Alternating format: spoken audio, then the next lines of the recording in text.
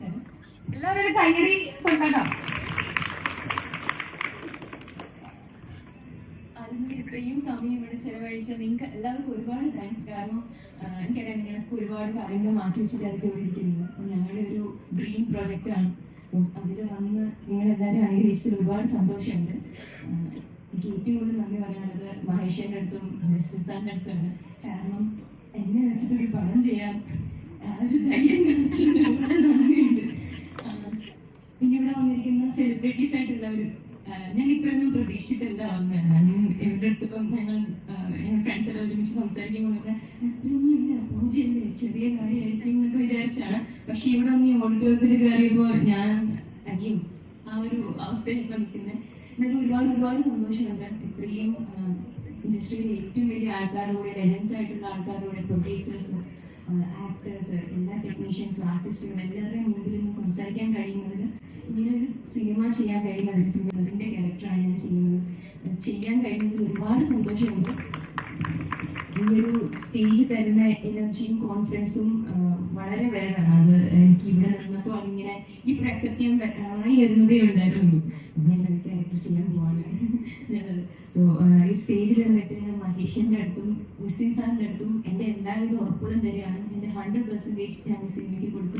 എല്ലാവരും കൂടെ ഉണ്ടാവും വിശ്വസിക്കുന്നു. ഞാൻ 100% തന്നെ സിനിമയ്ക്ക് തരും. എപ്പോഴും കൂടെ ഉണ്ടാവും. ക്രിസ്ത്യൻ സാറിനും ഒരുപാട് പൈസ ഇട്ടിരിക്കുന്നു.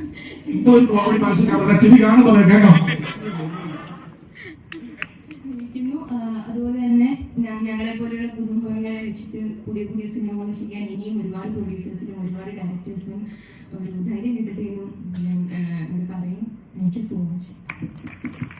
Thank you.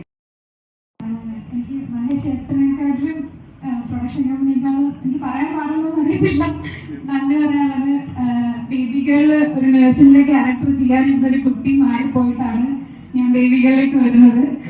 അത് കണ്ടിട്ടാണ്, അതിന്റെ ഡബിൽ വന്നപ്പോഴാണ് മഹേഷ് ഏട്ടനെ കണ്ടിട്ട് ഓഡീഷൻ വിളിക്കുന്നത്. അപ്പൊ ആ കുട്ടി ഓർമ്മയാണ് ഞാനിവിടെ നിൽക്കുന്നത്. അപ്പൊ ആ കുട്ടി എവിടെയെങ്കിലും കേൾക്കുന്നുണ്ടെങ്കിൽ ചാൻസ് കിട്ടിയവരല്ലേ?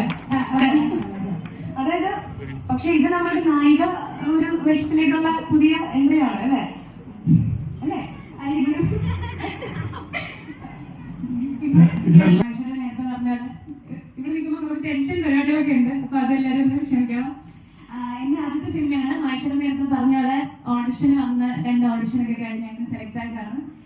ഞാൻ IT എംപ്ലോയി ആയിട്ട് വർക്ക് ചെയ്തുകൊണ്ടിരിക്കുകയായിരുന്നു. അപ്പോൾ ആക്ടിംഗ് എന്നൊരു ആഗ്രഹം വന്നപ്പോൾ അതിനുവേണ്ടി റിസൈൻ ചെയ്തതിനു ശേഷം ഓഡിഷൻസ് കൊടുക്കുന്നുണ്ടായിരുന്നു. അങ്ങനെ സെലക്ട് ആയതാണ്. എന്നെ സംബന്ധിച്ച് ഇതിന്റെ പ്രോസസ്സ് എല്ലാം പുതിയതാണ്. അപ്പോൾ നമുക്ക് കുറച്ച് ദിവസം ഗ്രൂമിങ് ഉണ്ടായിരുന്നു. രാജേഷനായിരുന്നു ഗ്രൂമിങ് ഹാൻഡിൽ ചെയ്തത്. അപ്പോൾ അതാണെങ്കിലും ലുക്ക് ടെസ്റ്റ് ഉണ്ടായിരുന്നു. അപ്പോൾ നമ്മളെ ഒരു ക്യാരക്ടറായിട്ട് എങ്ങനെയാണ് ഇമാജിൻ ചെയ്യുന്നത്, ഞാൻ ലോങ് ഹെയർ ഉണ്ടായിരുന്ന ഒരാളാണ്. അപ്പോൾ ആ ക്യാരക്ടറായിട്ട് ഇമാജിൻ ചെയ്യുന്ന ആ ഒരു സാധനമൊക്കെ എല്ലാം ഫസ്റ്റ് എക്സ്പീരിയൻസ് ആണ്.